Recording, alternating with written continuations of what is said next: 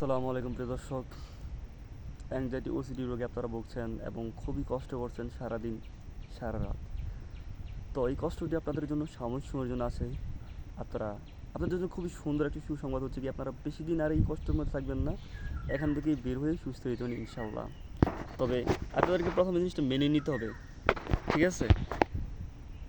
তো প্রিয় দর্শক, আমি একসময় এই রোগী ছিলাম, আর আলহামদুলিল্লাহ আজকে সুস্থ। আল্লাহর কাছে আমি শুকরিয়া আদায় করি যে রোগ থেকে আল্লাহ তাআলা আমাকে সুস্থ করেছেন। আর এই রোগ যেন কাউকে না দেওয়া হয়। এই রোগের মধ্যে কতটা কষ্ট হয় সেই যার হয় সে একমাত্র বোঝে। তো কষ্ট ভোগ করার পর যখন নাকি আপনি সুস্থ হবেন, এবং আমি সুস্থ আছি, এখন আমি ফিল করতে পারছি সব কিছু সুন্দর মতো।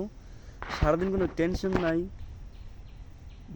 মাথা ভার, প্যানিক অ্যাটাক কিচ্ছু নাই। আর এই সময়টার মধ্যে আপনারাও আসতে পারবেন যদি কষ্ট করে রুটিন মানেন, পজিটিভ চিন্তা করেন এবং সব কিছু মেনে নেন। প্রিয় দর্শক, আমি এখানটায় আছি ঈদগায়, খুবই সুন্দর একটি ঈদগাহ। পিছনে দেখতে পাচ্ছেন আপনার মিম বট, এবং এদিকে বড় বড় দুটি বট গাছ রয়েছে আমার পিছনে। তো আমি এই বিষয়টি নিয়ে কথা বলবো যে মানুষ যখন অ্যাংজাইটিতে পড়ে যায় তখন সেই একটি চিন্তা সবচেয়ে বেশি ভাবে করে, সেই নেগেটিভ চিন্তাটা হচ্ছে কি যে আমি মনে হয় সুস্থ হব না। দেখেন, এই অ্যাংজাইটি রোগটা হচ্ছে আপনার এই জ্বর ঠান্ডার মতো, কিন্তু আমরা এই জিনিসটাকে অনেক বড় মনে করি বা বড় ভেবে ফেলি, বিদায় আমাদের এরকম সমস্যাগুলো হয়। অ্যাংজাইটি ওসিডি যেভাবে হয়েছে ঠিক এর উল্টোটা করলেই আমরা এখান থেকে রিকভার হতে পারবো, বের হতে পারবো।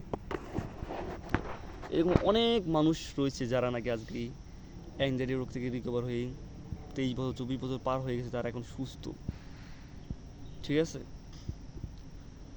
তো অনেকে আবার কাউন্সিলিংও করায়। তো তারা যদি এরকম সুস্থ না হতো তাহলে কাউন্সিলিং করাতো না। তো আমার যখন অ্যাংজাইটি হয়েছে আমি এই জিনিসটা মনে করতাম যে আমি মনে সুস্থ হবো না। তারপরে দেখলাম অনেকে সুস্থ দিতেছে, আমি মনে হচ্ছে তারা অভিনয় করে মনে হতো। প্লাস যারা ভিডিও বানায় তারা মনে হয় 2-1 জন একসাথে সুস্থ হয়ে ভিডিও বানাইতেছে, অনলাইনে কাউন্সিলিং করাইতেছে। এরকম নেগেটিভ টেনশন করতো। আর এগুলো মনে করলে আমার খুবই হাসি পায়, নিজের কাছেও অন্যরকম লাগে। তো প্রথমত আপনাদের যে কথাগুলো বলছি, যাদের অনেক অবস্থা খারাপ তারা হয়তো বা আমার কথাগুলো বুঝবেন না, বা ব্রেন আমার কথাগুলো নিবে না। এটা আমার হয়তো জিনিস বুঝাই যায় না। মানুষ মনে করে আমি রিকভার হবো, তাহলে কীভাবে রিকভার হবো? মেডিসিন খেয়ে? আসলে আমি মেডিসিন খাইছি কিনা, আমি মেডিসিন খেয়ে সুস্থ হয়েছি কিনা সেটিও বলবো। আসলে আমি যখন আমার এরকম হয়েছিল, খারাপ অবস্থা, প্যানিক অ্যাটাক, মাথা ভার, চিন্তা আসতো, তখন আমি ভুলে বলে একবার গেছিলাম ওই আত্মরবাঙ্গা ডাক্তার যেটাকে বলে গ্রাম বাংলার মধ্যে, ওনার কাছ থেকে মনে হয় 100 টাকা বা 60-50 টাকার এরকম মেডিসিন নিছি বা বড়ি নিছি। এরপর আর আমার কোনো সময় বড়ি নেওয়া দরকার হয় নাই বা ট্যাবলেট খাই নাই, কিচ্ছু খাই নাই। আমি কাউন্সিলিং করছিলাম, কাউন্সিলিং করার পর আলহামদুলিল্লাহ এখন আমি সুস্থ। জাস্ট একটা সাইকোথেরাপি, এগুলো আপনাকে বোঝাবে জিনিসগুলো। আপনাদের ব্রেনকে সেভাবে উল্টো দিকে আপনাকে একটু একটু করে বুঝিয়ে আপনার ব্রেনকে বাও দিকে আনবে বা ভালো পথে আনবে আর কি, যেটাকে বলা হয় সোজাভাবে। তো অনেকে এই জিনিসটা মনে করেন যে আপনি হয়তো মারা যাবেন। আরে ভাই, আপনি যদি মারাই যেতেন তাহলে কবে কালে মারা যেতেন? আপনি তো কত বছর ধরে এই নেগেটিভ টেনশন করছেন, কত মাস ধরে এই নেগেটিভ টেনশন করছেন যে আপনি মারা যাবেন। আসলে এটা সত্য যে অ্যাংজাইটি হলে খুবই কষ্ট হয়, প্যানিক অ্যাটাক হয়, খুবই মারাত্মক মাথা ব্যথা হয়, এটা সত্য। আর টেনশনও হয় যে আমি মারা যাবো, ওই যে ব্রেন এরকম একটা অবস্থা এসে পড়ছে। দেখেন, এই রোগটা হয় কীভাবে? এই রোগটা তো এমনি এমনি হয় না, এই রোগের কারণ আছে।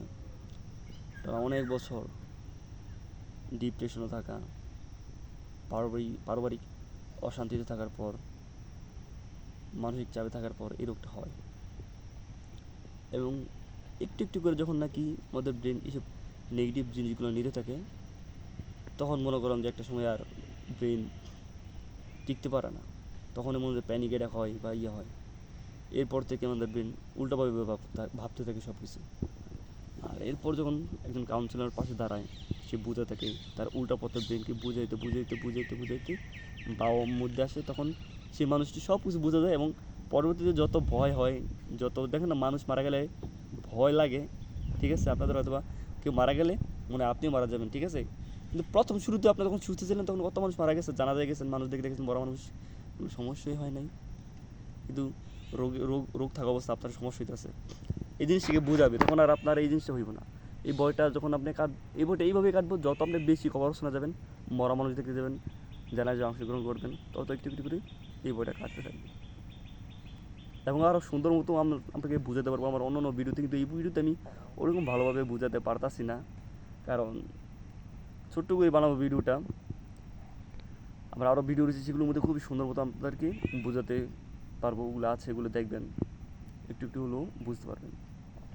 প্রিয় দর্শক, আপনারা এই জিনিসটা মনে করবেন বা এই জিনিসটা ভাববেন যে আপনি সুস্থ হয়ে যাবেন, 1% সুস্থ আছেন, ওটা নিয়ে থাকেন, ওটাতে খুশি থাকেন, তাহলে আপনার বাকি 100% কমপ্লিট হয়ে যাবে। আর যদি আপনি 99% সুস্থ, আপনি 1%-এর জন্য তাড়াহুড়ো করছেন, আপনি পুরোপুরি কমপ্লিট করতে পারবেন না 100%। আপনি ওই 99% থেকে একবারে 0%-এর মধ্যে আবার এসে পারবেন। তো অ্যাংজাইটি হচ্ছে এটা, আগে দেখতে হবে নিজের মনকে বাচ্চাদের মতো বোঝাতে হবে, নিজের মনের উপর বিরক্ত হওয়া চলবে না। কেমন? সবাই ভালো থাকবেন, সুস্থ থাকবেন, দেখা হবে নেক্সট কোনো ভিডিওতে। টেক কেয়ার, টেক লাভ।